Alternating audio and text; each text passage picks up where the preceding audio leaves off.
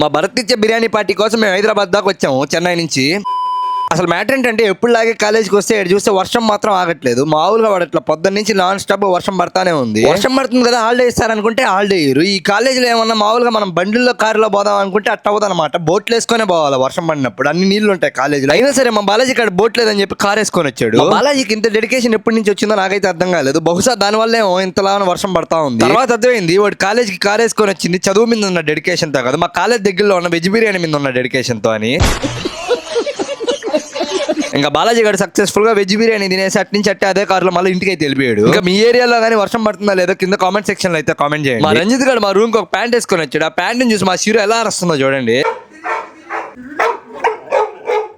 మా భరత్ ఇచ్చే బిర్యానీ పార్టీకి హైదరాబాద్ దాకా వచ్చామని చెప్పా కదా, హైదరాబాద్ కి ఏం బాలేదు. మా దగ్గరలో ఉన్న హైదరాబాద్ బిర్యానీ హోటల్ కి అయితే వచ్చాము. సరే మరి నా కోసం అలా మీ లక్కీ హ్యాండ్స్ తో యూట్యూబ్ లో సబ్స్క్రైబ్ చేసుకోండి, ఇన్స్టాలో ఫాలో చేసుకోండి. Bye bye, Tata.